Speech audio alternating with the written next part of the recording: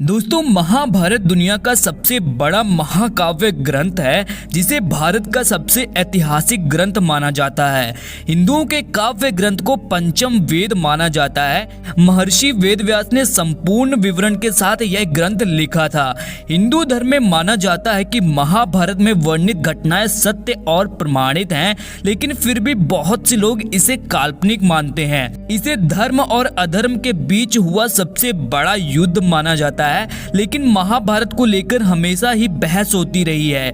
आज के आधुनिक इतिहासकार इस पर विश्वास नहीं करते हैं। वहीं कुछ लोगों का यह अटूट विश्वास है कि महाभारत की घटनाएं वाकई में घटित हुई थी। ऐसे कई सबूत आज भी मौजूद हैं जिससे यह पता चलता है कि श्री कृष्ण ने धरती पर जन्म लिया था और महाभारत असल में हुई थी। आज मैं आपको महाभारत काल के 10 ऐसे सबूतों के बारे में जानकारी दूंगा जिससे ये पता चलता है कि वाकई में महाभारत का युद्ध लड़ा गया था। तो आइए जानते हैं कौन से हैं ये सबूत।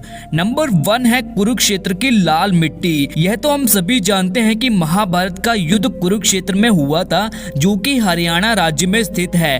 कहते हैं कि उस समय भयंकर युद्ध में बहे खून की वजह से वहां की जमीन लाल हो गई थी। पुरातात्विक विशेषज्ञों ने यह भी माना है कि महाभारत की घटना सच थी। उस जगह पर तीरों और भालों को जमीन में गड़ा पाया गया, जिनकी जांच में यह पता चला है कि ये 2800 ईसा पूर्व के हैं, जो कि लगभग महाभारत काल के समय के बने हुए हैं। नंबर 2 है अर्जुन का चक्रव्यूह। आप महाभारत में अर्जुन के चक्रव्यूह के बारे में जानते होंगे, लेकिन क्या आपको पता है कि इस चक्रव्यूह का जीता जागता सबूत आज भी मौजूद है। हिमाचल प्रदेश के हमीरपुर जिले के 16वीं धार के नीचे बसा राजनोड़ गांव एक ऐतिहासिक स्थल के रूप में मशहूर है, जहां पर पांडव अज्ञातवास के दौरान रुके थे। इसी समय अर्जुन ने यहाँ पर चक्रव्यूह का ज्ञान प्राप्त करके उसे पत्थर पर बनाया था, जो आज भी वहाँ पर मौजूद है। इस चक्रव्यूह को ध्यान से देखने पर पता चलता है कि अंदर जाने का रास्ता तो साफ दिखाई देता है, लेकिन बाहर आने का रास्ता पता नहीं चलता। इस जगह को पीपलू किले के नाम से भी जाना जाता है। नंबर 3 ब्रह्मास्त्र और न्यूक्लियर हथियार। महाभारत में आपने ब्रह्मास्त्र नाम के भयंकर अस्त्र के बारे में सुना होगा। यह अस्त्र ब्रह्मा द्वारा धर्म और सत्य को बनाए रखने के लिए बनाया गया था, जो कि विनाशकारी परमाणु हथियार था, जिसको केवल दूसरा ब्रह्मास्त्र ही रोक सकता था। जो इसे चलाता है वही इसे वापस लाने की क्षमता भी रखता है। रामायण में भी लक्ष्मण ने मेघनाद पर ब्रह्मास्त्र से प्रहार करने का सोचा, तो भगवान श्री राम ने यह कहकर रोक दिया कि अभी इसका प्रयोग करना सही नहीं है, क्योंकि इससे सारी लंका नष्ट हो जाएगी और कई बेकसूरों की जान चली जाएगी। ब्रह्मास्त्र बेहद खास होता था, जिस कारण महाभारत और रामायण काल में यह सिर्फ गिने चुने योद्धाओं के पास ही होता था। रामायण में यह अस्त्र लक्ष्मण और महाभारत में यह द्रोणाचार्य, अश्वत्थामा, श्री कृष्ण, युधिष्ठिर, कर्ण और अर्जुन के पास था। यह अस्त्र पूरी दुनिया को नष्ट करने की ताकत रखता है। अमेरिका ने जे रॉबर्ट ओपेनहाइमर को परमाणु बम बनाने को दिया और इसका परीक्षण किया गया। धमाके का परिणाम बिल्कुल ब्रह्मास्त्र की तरह ही था। इसके बाद वैज्ञानिकों ने भी यह माना कि इस तरह का शस्त्र महाभारत में इस्तेमाल किया गया था। नंबर 4 श्री कृष्ण की द्वारिका नगरी। भगवान श्री कृष्ण को द्वारिका का राजा कहा जाता है और महाभारत में इसी बात की जानकारी मिलती है। यह नगर जल में डूब गई थी, यानी कि पूरा नगर ही पानी में समा गया था। आपको जान के आश्चर्य होगा कि पुरातत्व विभाग को गुजरात के पास समुद्र के नीचे एक पुराना शहर मिला है और इसके सबूतों से यह पता चलता है कि यही द्वारिका नगरी है जिसका वर्णन महाभारत में किया गया है। नंबर 5 है केदारनाथ का पशुपतिनाथ मंदिर। पौराणिक कथा के अनुसार जब महाभारत के युद्ध में पांडवों द्वारा अपने रिश्तेदार का खून बहाया गया, तो भगवान शिव उनसे अत्यधिक क्रोधित हो गए थे। फिर श्री कृष्ण के कहने पर सभी पांडव माफी मांगने के लिए निकल पड़े। गुप्त कांची में पांडवों को देखकर भगवान शिव वहां से अदृश्य होकर अन्य स्थान पर चले गए। इस स्थान को केदारनाथ के नाम से भी जाना जाता है। फिर पांडव केदारनाथ भी पहुंच गए, लेकिन भगवान भगवान शिव उनके आने से पहले ही भैंस का रूप लेकर वहां उपस्थित भैंसों के झुंड में शामिल हो गए। पांडवों ने भगवान शिव की पहचान तो कर ली, लेकिन भगवान शिव भैंस के रूप में ही जमीन में समाने लगे। तभी भीम ने अपने बल से भैंस रूपी शिव जी को धरती में समाने से रोक दिया। फिर भगवान शिव अपने असल रूप में आ गए और उन्होंने पांडवों को क्षमा कर दिया। भगवान शिव का मुंह तो बाहर था, लेकिन उनका शरीर केदारनाथ पहुंच गया था। फिर जहां उनका शरीर पहुंचा वह स्थान केदारनाथ और उनके मुंह वाला स्थान पशुपतिनाथ के नाम से जाना जाता है। यह दोनों मंदिर आज भी मौजूद हैं। इसका मतलब महाभारत का युद्ध भी हुआ था। नंबर 6 है लाक्षागृह। महाभारत काल में लाक्षागृह की भूमिका भी महत्वपूर्ण मानी जाती है।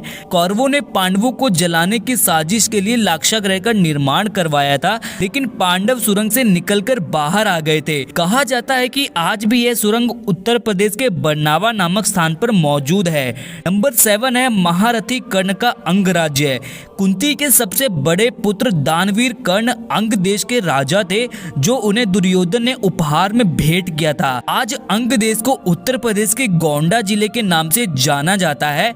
जरासंध द्वारा अपने राज्य के कुछ हिस्सों को कर्ण को देने की बात भी कही जाती है, जो आज बिहार के मुंगेर और भागलपुर जिले के नाम से जाना जाता है। इन राज्यों का स्थान वही है जहां कल था, इसे चाहकर भी बदला नहीं जा सकता। इस बात से ही आप इसकी सच्चाई का पता लगा सकते हैं। नंबर 8 है श्रीमद् भगवत गीता। जिन्होंने भगवत गीता पढ़ी होगी वह यह भी जानते होंगे कि इसमें ज्यादातर श्लोक 2 लाइनों में लिखे गए हैं। आप किसी भी श्लोक को पढ़े और समझे तो वह कम शब्दों में अधिक बात कह देते हैं, जैसे गागर में सागर। गीता में जो बातें लिखी हैं वह किसी सामान्य व्यक्ति द्वारा नहीं बताई जा सकती। भले ही मानव सभ्यता का काफी विकास हो गया है, लेकिन आज भी गीता में वह ज्ञान है जो अकल्पनीय है, जिसे सामान्य व्यक्ति सोच भी नहीं सकता, जिसे सिर्फ भगवान ही बता सकते हैं। यह सबूत है कि भगवान श्री कृष्ण थे जिन्होंने गीता का ज्ञान अर्जुन को दिया था। अगर अर्जुन थे तो पांडव भी थे, इसका मतलब महाभारत हुई थी। नंबर 9 है घटोत्कच का कंकाल। कुरुक्षेत्र के पास ही भारतीय पुरातत्व विभाग को खुदाई के समय बेहद ही विशाल आदमी का कंकाल मिला था, जिसको देखकर यह पता चलता था कि यह कंकाल किसी साधारण मनुष्य का नहीं है। तभी यह बात उठने लगी कि यह कंकाल घटोत्कच का है। महाभारत काल के घटोत्कच के बारे में आप सब जानते ही होंगे कि जब भीम और हिडंबा का पुत्र घटोत्कच महाभारत के युद्ध में लड़ाई करने आया, तब कर्ण ने अपने शक्ति से उसको मार दिया था। महाभारत के महाकाव्य में दिया गया घटोत्कच का वर्णन भी इसी कंकाल के समान है। नंबर 10 है अश्वत्थामा। अश्वत्थामा महाभारत के उन सबूतों में से एक हैं जो इसके साथ सोने का वास्तविक सबूत है। द्रोणाचार्य का पुत्र अश्वत्थामा अत्यधिक बुद्धिमान और प्रभावशाली था।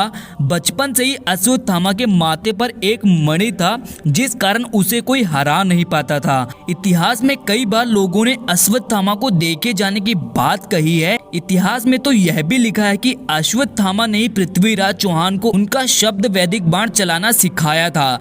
आज भी भगवान शिव का एक ऐसा मंदिर है जहां अश्वत्थामा रोज सुबह आकर जल और फूल चढ़ाते हैं। जब महाभारत के युद्ध में अश्वत्थामा के पिता गुरु द्रोणाचार्य को कपट नीति अपनाकर मार दिया गया, तो अश्वत्थामा ने गुस्से में आकर द्रौपदी के 5 पुत्रों को सोते समय वध कर दिया। फिर अर्जुन गुस्से में आकर अश्वत्थामा का पीछा करने लगे। तभी अश्वत्थामा ने अर्जुन पर ब्रह्मास्त्र छोड़ दिया। फिर अश्वत्थामा ने ब्रह्मास्त्र को अभिमन्यु की पत्नी उत्तरा के गर्भ की तरफ मोड़ दिया। श्री कृष्ण ने अबोध बालकों और स्त्री की हत्या को अधर्म बताकर गुस्से में आकर अश्वत्थामा के माथे से मणि निकाल लिया और कलयुग के आखिरी तक उन्हें पृथ्वी पर भटकने का श्राप दे दिया। इसलिए आज भी अश्वत्थामा के पृथ्वी पर दिखाई दिए जाने की बात सामने आती रहती है। तो ये थे 10 ऐसे सबूत जो कि महाभारत के सच होने का प्रमाण देते हैं। तो दोस्तों आज की वीडियो में इतना ही। मिलते हैं अगली वीडियो में, तब तक के लिए जय श्री राम।